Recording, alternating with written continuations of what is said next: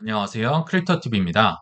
오늘은 대세 상승을 기다리는데 우리의 심기를 종종 불편하게 하는 대표 기간 두 개의 현황을 소개해 드려 보도록 하겠습니다.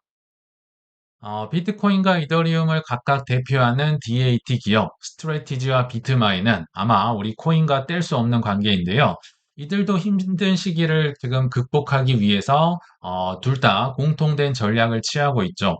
우리가 잘 아는 우선주 발행입니다. 조금은 높은 이자를 주더라도 현금을 창출하고 싶다. 이런 전략인데요.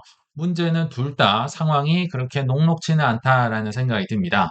어제 뉴스긴 한데요. 스트레티지의 STRC 대표 배당을 주는 우선주가 이게 창사 이래로 90불이 최초로 무너졌다라고 합니다. 이 주식은 100달러 근처로 좀 패깅이 돼야 되는, 좀 회복을 해야 되는 이런 이제 주식이라고 보시면 되는데요. 88.5달러까지 떨어지면서 이게 작년 7월 달에 출시가 됐는데요. 거의 1년 만에 최저치를 경신했다라고 합니다. 근데 이자는 또 줘야 됩니다. STRC에 대한 연 11.5% 수준의 배당을 원래는 매월 주기로 했는데 요걸 이제 최근에 2주에 한 번씩 주기로 이제 결정이 됐거든요. 그러니까 가격은 떨어졌으면 원래는 배당 이자를 더 줘야 됩니다. 이 가격이 100달러에 올수록 이자를 조금 줘도 되고요. 막 90불, 80불 떨어지면 이자를 더 주는 그런 구조를 갖고 있어요.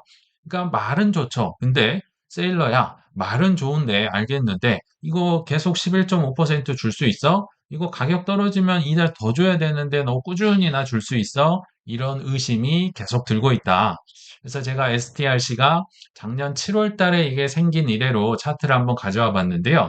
원래는 이게 100달러 근처에서 잔잔하게 놀도록 아마 그렇게 설계가 돼 있을 텐데 뭐 이게 뭐 파도 치는 것처럼 뭐 알트코인처럼 계속 왔다 갔다 하죠. 그러다가 이제 최근 들어서 좀 100달러 패깅이 잘 되는 것처럼 되다가 쭉쭉 떨어져서 어제 장 마감 기준으로 88.5달러까지 떨어졌습니다. 드디어 90달러가 깨졌다. 야, 이거 불안해서 믿을 수 있겠나, 이거? 배당 계속 줄 수 있겠어? 이런 의심이 조금씩 들기 시작한다. 근데 비트마인은 그럼 어떨까요? 그래도 STRC는요, 이 90불이 깨지는데 11개월 정도 걸렸습니다. 그쵸? 11개월이나 걸렸는데 비트마인의 우선주 BMNP라고 있거든요. 이게 STRC를 똑같이 따라해서 만들었다라고 보시면 되는데요. 이것도 비트마인이 상장 첫날 액면가가 10% 넘게 하회를 하면서요. 상장을 하자마자 88달러까지 떨어져 버렸다라고 합니다.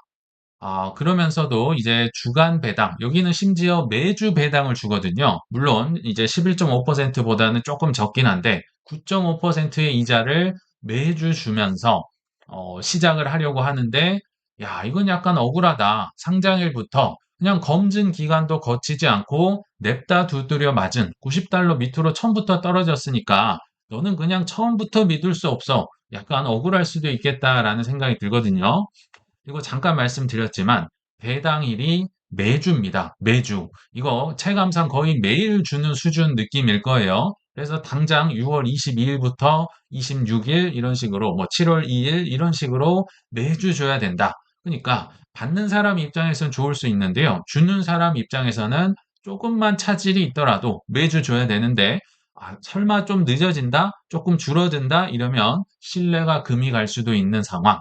그러니까 둘 다 상황이 녹록지는 않은 것 같다 생각이 듭니다. 그럼에도 비트코인과 이더리움의 대표 DAT 기업이기 때문에 이 상황을 좀 면밀히 비교를 해서 살펴볼 필요가 있겠다 생각이 들어서요. 이 대표 우선주를 한번 비교해 보도록 하겠습니다. STRC는 25년 7월 달에 이제 상장이 됐고 비트마인은 최근이죠. 스트래티지를 따라해서 BMNP라는 티커명으로 만들었습니다. 근데 굳이 이제 차이가 있다면요. 공모가는 100달러가 아니었어요. 그러니까 초기 투자자들이 이렇게 투자를 했던, 샀던 금액이 STRC는 90달러였고요. 비트마인은 80달러였습니다. 그러니까 이게 만약에 둘 다 90달러에서 놀고 있다면 상대적으로 그래도 초기 투자자 입장에서는 비트마인이 조금 손해가 덜하겠죠. 왜냐하면 난 80불에 샀는데 90달러에서 놀고 있으니까. 그래서 뭐 요런 차이는 조금 있다. 이것도 한번 말씀을 드리고요. 그리고 뭐 배당률은 STRC가 조금 더 높은 것 같다라고 보이고요. 이제 더 중요한 건 지급 주기죠.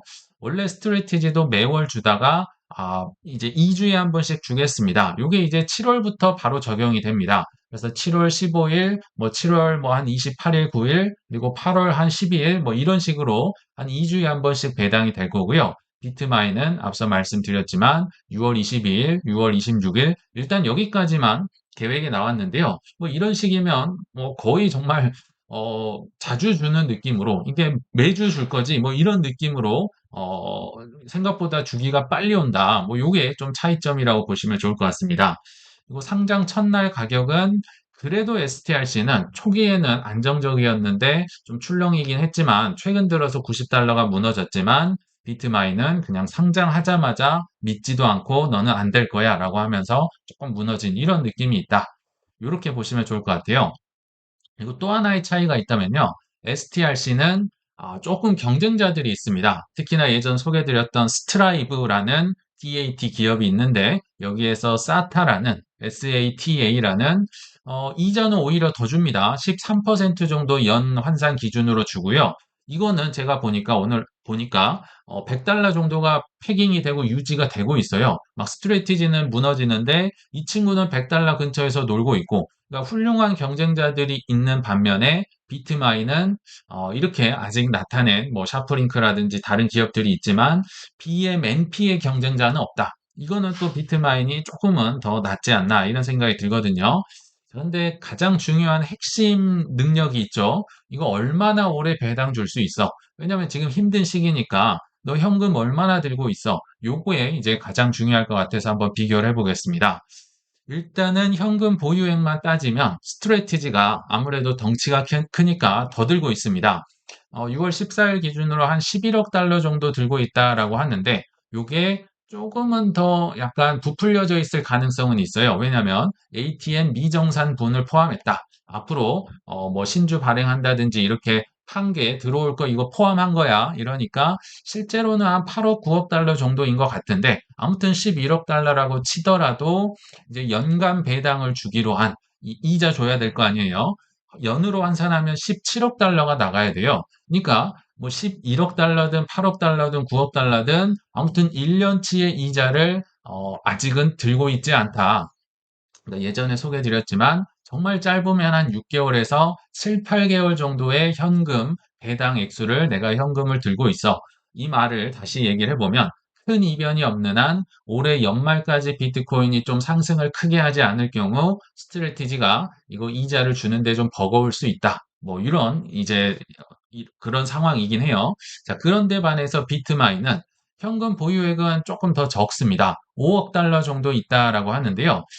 여기도 현금과 뭐 유가증권이 좀 뭐 국채라든지 이런 게 섞여 있을 수도 있는 것 같아요. 아무튼 5억 달러. 현금은 더 적어요. 그렇지만 연간 배당 의무가 훨씬 적습니다. 그러니까 스트레티지는요, 이미 문어발식으로 많이 확장을 많이 해놨고, 비트마인은 이제 막 시작했기 때문에 규모가 작아요. 그래서 한 3,300만 달러 정도만 매년 지불을 하면 된다. 그러니까 현금은 적지만 연간 배당 의무는 훨씬 적어요. 그래서 어, 단순 현금 들고 있는 걸로 따져보면 무려 180개월 이상을 현금을 줄 수 있다. 근데 스트레티지보다 그래도 이 5억 달러를 좀 다시 보셔야 되는 게요. 이 5억 달러에서 이더리움을 추가 매수하는데, 즉 다른 용도로 쓸 수도 있다. 그래서 이 180개월도 절대 그냥 믿어서는 안 되겠죠. 이더리움을 또 몇천 개, 몇만 개 사면 훅훅 줄어들 수는 있다. 그러나 체감상으로 보더라도 약간은 비트마인이 조금은 오래 줄 수 있겠다. 뭐 둘 다 뭐 망한다 이렇게 저는 생각을 하진 않지만 오래 배당을 줄 수 있는 이런 능력으로는 비트마인이 그래도 조금 낫겠다라고 보이거든요. 자, 근데 전문가들도 약간 저랑 비슷한 느낌을 갖고 있더라고요. 비트마인이 더 낫다는 결정적인 차이가 있다. 그러니까 둘 중에 하나를 꼽으라면 위험에 처할 가능성은 스트레티지가 좀 더 높다라고 많은 전문가들이 얘기를 하더라고요. 그 이유가 뭘까? 결정적인 차이가 뭘까? 아까 현금 보유액은 아마 보셨겠지만 결정적인 게요. 부채의 유무입니다. 부채. 그러니까 이 부채는요. 스트레티지는 전환사채에 해당이 되는데요. 그러니까 아까 줘야 되는 배당 외의 빚이라고 보시면 됩니다. 그러니까 이 친구들은 너무나도 문어발식으로 빚이 많아요. 이거 떼우면 저게 남아있다는 거죠. 사실 이 전환사채, 지금도 67.5억 달러라고 하는데요. 뭐 엄청난 돈이죠. 거의 뭐 한 10조 원 되는 돈인데, 문제는 전환사채 빚을 갚는 건 좋아요. 근데 예전에 한번 소개해드렸지만 5월 중순쯤에 현금이 좀 한 24개월 정도 배당 갚을 수 있는 게 있었는데 요거를 기분을 낸 나머지 5월 중순쯤에 비트코인 살짝 좋았거든요. 그러니까 굉장히 많은 전환사채 빚을 갚아버렸어요. 빚 갚는 건 좋은데 문제는 현재 쓸 현금이 갑자기 부족해지는 거죠. 마치 부동산 부자처럼 현금화할 수 없어서 뭔가를 팔아야 되는 이런 상황이 와버린 겁니다. 그러니까 이 사달이 났겠죠. 뭐 32개를 팔았다더라. 이 빚의 차이가 어마어마합니다. 비트마인은 사실상 빚이 없는데 스트래티지는 전환사채도 갚아내야 되고 배당도 줘야 되는 두 개의 짐을 지고 있다. 조금 이게 이제 큰 차이다. 그리고 작은 차이지만 또 하나의 차이가 있다면요. 스트래티지는 약간 은퇴한 사람에 가깝습니다. 현금을 막 벌어들이는 딱히 뭐 이런 수단이 없는데 반해서 비트마인은 연간 한 2억 2천에서 2억 7천만 달러 상당의 스테이킹 수익, 뭐 엄청 큰 건 아니지만 한 2.5%에서 한 뭐 7, 8% 되는 이더리움 스테이킹을 맡기잖아요. 마반이라는 시스템을 통해서. 그래서 그냥 굳이 우리식으로 따져보자면 딱 맞아떨어지진 않지만 좋은 직장에서 또는 좋은 사업에서 꾸준히 월급을, 현금 흐름을 창출하고 있다. 그러니까 스트레티지는 물론 신주 매각을 하고 발행을 할 수는 있는데 이걸로는 좀 버티기가 어렵죠. 그러니까 약간 은퇴자라고 본다면 비트마인은 어디선가 조금씩이라도 스테이킹 수익이 나온다. 그러니까 한 2억 6, 7천만 달러라고 하면 아까 그 배당 액수 보면 한 10분의 1 정도밖에 되질 않거든요. 그래서 스테이킹 이자로 그래도 배당이 어느 정도 해결이 되는 그런 구조를 갖고 있다.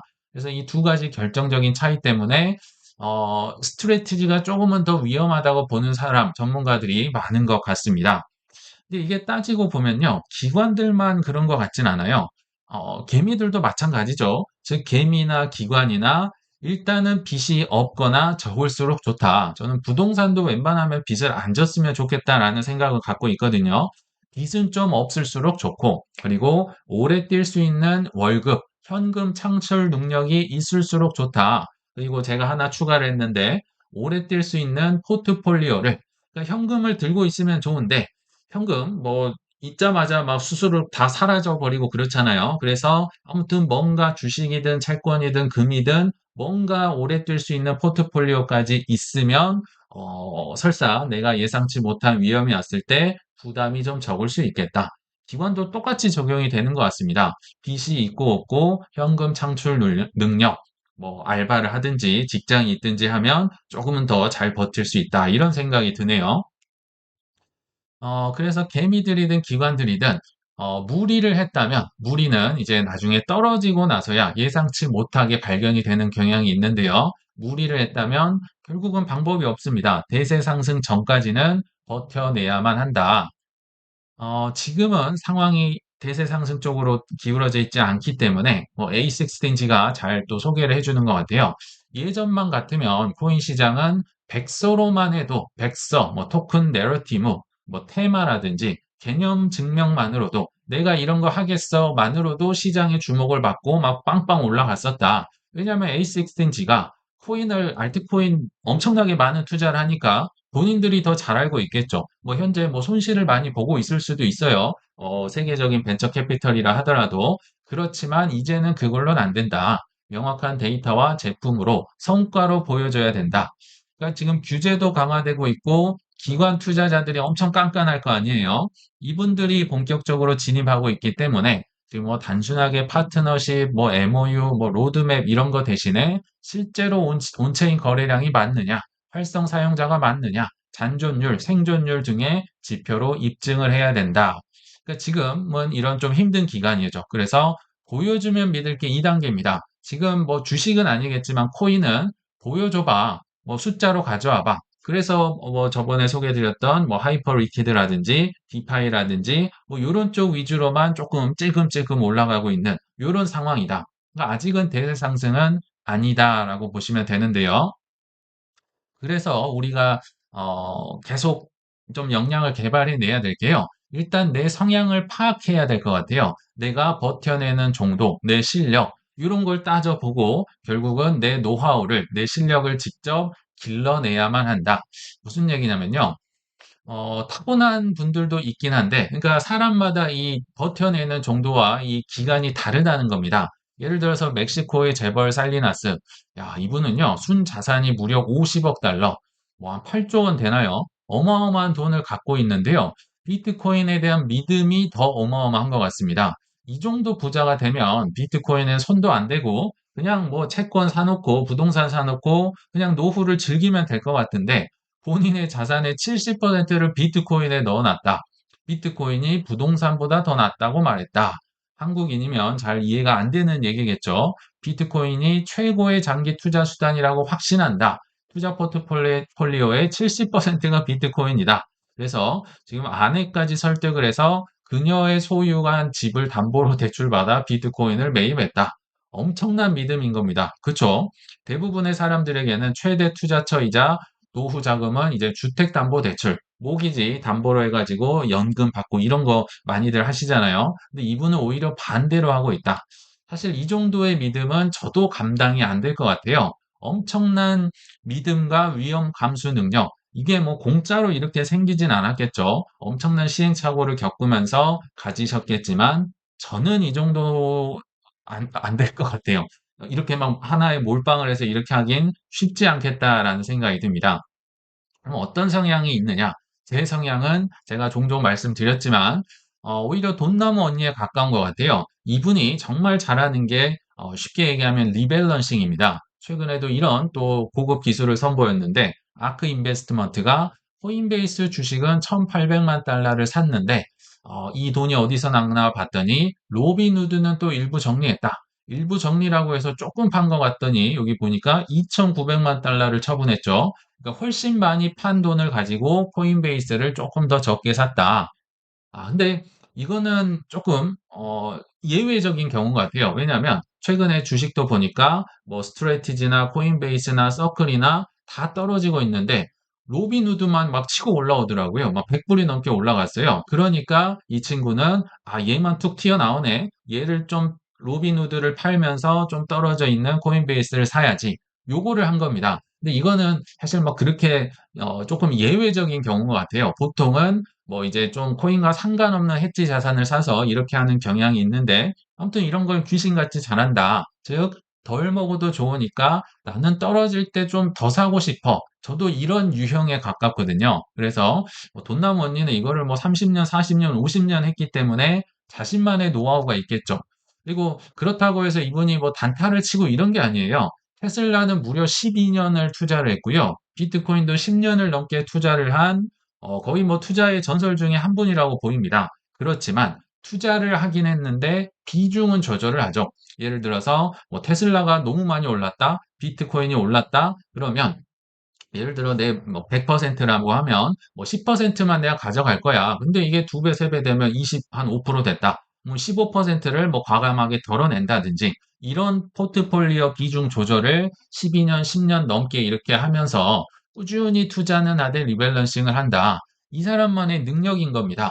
그래서 저도 이런 게 성향에 맞더라고요. 그래서 뭐 저만의 노하우인 거죠. 뭐 이분만의 노하우인 거죠. 자신만의 포트폴리오를 구축을 합니다. 뭐 비트 이더 많이 들고 가고 알트코인은 5% 미만으로 하고 그리고 현금 10% 하려고 했지만 현금은 녹아버리더라. 그래서 결국은 뭔가 좀 코인과 상관이 없는 무관한 코인 떨어질 때 덜 떨어지고 코인 오를 때 덜 오르는 그런 뭔가만의 나만의 자산을 뭐 주식이든 뭐든 사서 포트폴리오를 갖춰 놓은 겁니다. 그러면 이제 이 와중에서 혼자 너무 옳은 게 튀어나올 수 있죠. 뭐 예를 들어 뭐 업비트에 상장을 했다든지 갑자기 뭐 AI 내러티브가 불었다든지 뭔가 이런 게 있으면 너무 옳은 걸 좀 뭐 로빈후드 쳐내듯이 저도 쳐낸다. 이렇게 소개를 해드렸고 또는 해지 자산 뭐 이게 남들보다 좀 덜 떨어지면 그때도 팔아서 뭐 다른 걸 살 수도 있어요. 뭐 여러 가지 전략이 있을 수 있는데요. 뭐 종목은 뭐 이런 건 저도 많이 말씀드렸는데 본인만의 노하우가 필요합니다. 오랫동안 관찰을 해보면서 이 친구가 좀 코인이랑 상관이 없나? 이 친구가 코인 떨어질 때 덜 떨어지나? 오히려 오를 때도 있네. 사람들 관심은 근데 진짜 적네. 이런 백데이터를 가지고 나만의 해지 자산이나 포트폴리오를 좀 만들면 이럴 때 좀 이런 걸 팔아서 정말 떨어져 있는 코인이나 코인 주식을 더 살 수도 있겠죠. 그래서 이거는 본인만의 좀 오랜 노하우가 필요하다. 이 돈나무 언니처럼 한 3, 40년 하면 이걸 뭘 정말 귀신같이 잘하지 않나. 저도 계속 개발을 하고 노력을 하고 있는 것 같습니다. 그래서 결론은요, 뭐 상승한다고 우쭐할 필요도 없고요. 떨어졌다고 주눅 들고 뭐 퍼드를 느낄 필요도 전혀 없다라는 생각이 듭니다. 왜냐하면 어차피 폭락도 피할 수는 없고요. 또 폭등도 언제까지 피할 수는 없기 때문인데요. 저는 모든 투자는, 즉 부동산도 포함되어야 한다 생각하는데요. 타이밍에 맞춰서 한 방보다는 최대한 빚 없이 그리고 내 현금 창출 능력을 고려해서 오래 뛸 수 있는 포트폴리오와 멘탈을 꼭 갖추셔서 폭락이 오든 폭등이 오든 대수롭지 않게 넘길 수 있는 수준의 우리 구독자님들이 되시길 바라면서 이만 마치겠습니다. 시청 감사합니다.